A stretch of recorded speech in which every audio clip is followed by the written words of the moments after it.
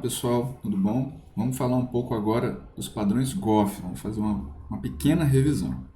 Então, do exemplo que a gente já viu em sala de aula, nós temos aqui o contexto da criação de controladores, lá do nosso padrão MVC. Então, eu tenho aqui que eu quero centralizar a criação dos meus controladores. O que os meus controladores aqui fazem?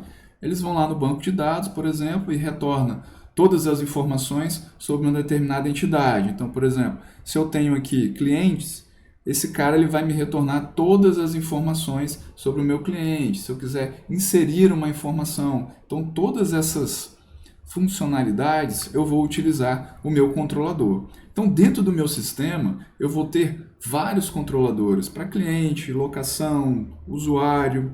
E esses controladores, eles vão ter uma interface única, onde eu vou ter retornar todos, inserir um objeto, remover, setar algum outro objeto mais específico de controle.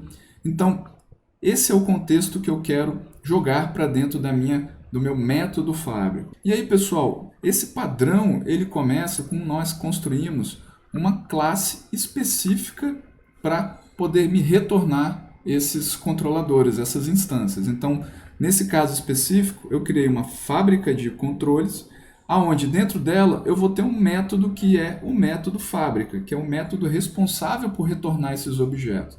Então, basicamente, eu vou passar um parâmetro para ele. Esse parâmetro ele vai ser decidido aqui desse condicional qual é a instância que eu vou devolver nesse método. Então, eu tenho aqui locação. Se eu passei aqui locação por parâmetro, ele vai instanciar o meu objeto de controle de locação. Então, aqui eu consigo, pessoal, facilmente adicionar novas entidades à minha fábrica de controle. Então, dado que eu identifiquei o meu sistema evoluiu, eu consigo aí adicionar novas entidades, né, ao meu software. Então, essa é uma das vantagens de se utilizar esse padrão. Uma das desvantagens é, dado que eu tenho uma grande quantidade de argumentos para poder construir esse objeto, aí já passa a ficar mais complicado eu passar esses parâmetros aqui para esse método fábrica dele. Pessoal, um outro padrão que nós utilizamos também é o fábrica abstrata. Aqui, no contexto desse exemplo, pessoal, eu tenho um sistema de envio e controle de cobranças de SMS e, no caso aqui específico, eu tenho que interagir com várias operadoras de telefonia. E aí, pessoal, para isso, a gente identificou, nesse contexto, uma série de objetos, né, de família de objetos relacionados. Então, aqui destacado pelas cores, eu tenho que os verdinhos são da Vivo, os vermelhos da TIM e os cinzas da Claro. Então, eu tenho para cada uma dessas famílias de objetos, dois objetos específicos e esses objetos eles acontecem também nas outras operadoras. Então, eu tenho cobrança da Vivo, cobrança da TIM, cobrança da Claro também. Então, para cada um eu vou ter essa família. Eu tenho cobrança Vivo, envio SMS Vivo. Eu tenho cobrança TIM, envio SMS TIM. Então, percebam que a gente tem aí uma relação entre esses objetos. E aí, pessoal, com isso, quando eu vou construir as minhas fábricas, por exemplo, eu tenho aqui a fábrica TIM, que é a fábrica responsável por construir os objetos da operadora TIM, eu vou ter aqui, para cada objeto que eu identifiquei aqui, eu vou ter um método que vai me devolver esse objeto. Então, eu tenho um método que cria o objeto de envio de SMS e eu tenho o método que cria o objeto de cobrança daquela atividade especificamente para aquela operadora. E aí, pessoal, para cada uma dessas famílias de objetos, eu vou ter uma fábrica específica, né? Uma das vantagens de utilizar esse método é que eu consigo adicionar novas fábricas de objetos de operadoras que vierem a surgir ou que eu queira integrar no futuro, sem ter que mexer tanto dentro do meu código. E aí, pessoal, aqui na hora da utilização do meu padrão, eu vou precisar só instanciar a fábrica que eu preciso, ou seja, a seleção que eventualmente o usuário fez. E aqui embaixo, pessoal, eu não modifico nada. Então aqui, ó, é só fazer a chamada fábrica.cria envio SMS ou fábrica.cria cobrança. E aí com isso, qualquer fábrica que eu adicionar aqui embaixo, essa parte do código eu não vou precisar alterar. Pessoal, um outro padrão também muito interessante que nós vimos é o builder ou o construtor. E aí ele fornece para a gente o quê? Um processo para nós organizarmos um objeto que normalmente ele é muito complexo de ser construído. Então, uma das vantagens dele é fazer essa organização desses objetos complexos e uma das desvantagens é que é necessário um objeto aí muito complexo para poder utilizar.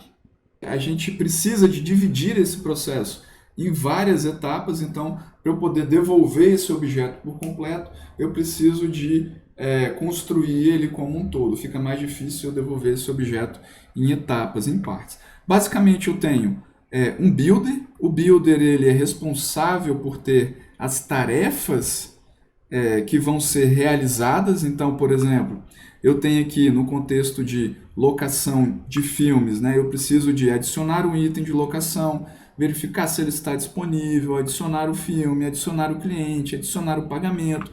Então eu tenho várias etapas que eu preciso de executar, mas essas etapas elas precisam de uma ordem. Então o builder ele vai ter essas tarefas, a implementação dessas tarefas, e aí eu entro com um diretor. O diretor, como o próprio nome diz, ele vai organizar a ordem dessas tarefas.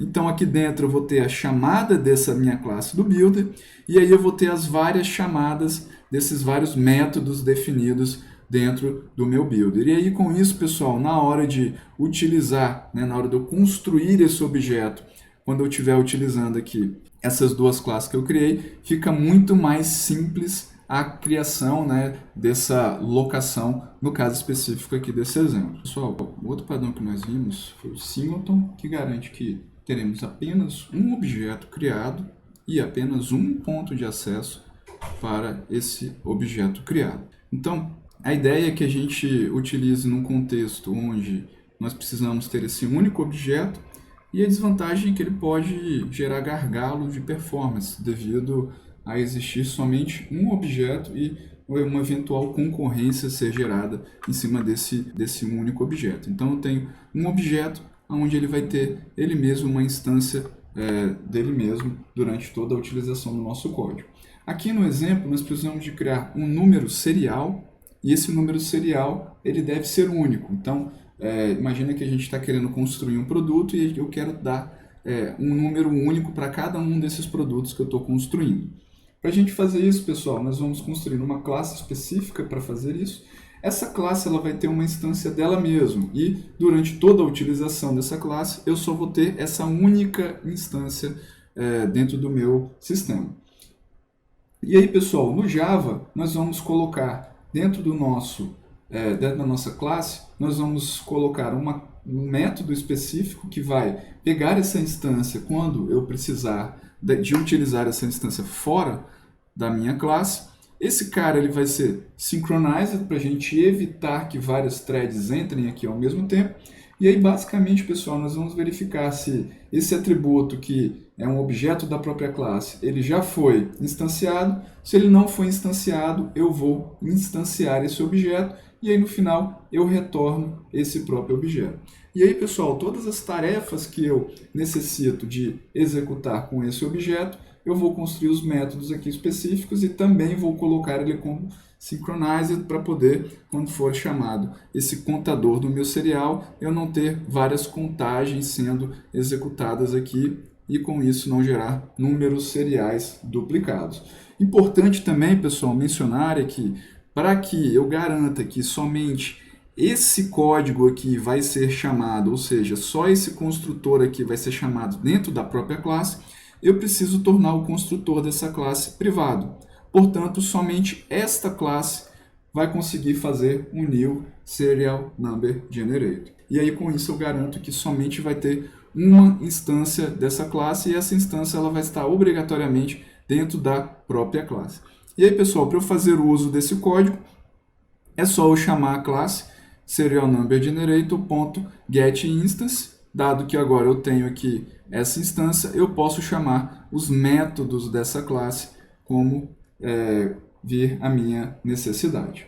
Pessoal, por último, nós vamos falar do padrão protótipo, que contribui aí para praticidade na duplicação de objetos. Então, dado que eu tenho aí um conjunto de objetos complexos, ou quero ganhar uma maior velocidade na execução do meu software, ajudar aí o meu usuário também, eu posso utilizar o padrão protótipo. No exemplo aqui, eu tenho o contexto de refeição, então eu quero duplicar a minha refeição para eu poder ter essa criação de objetos mais acelerada.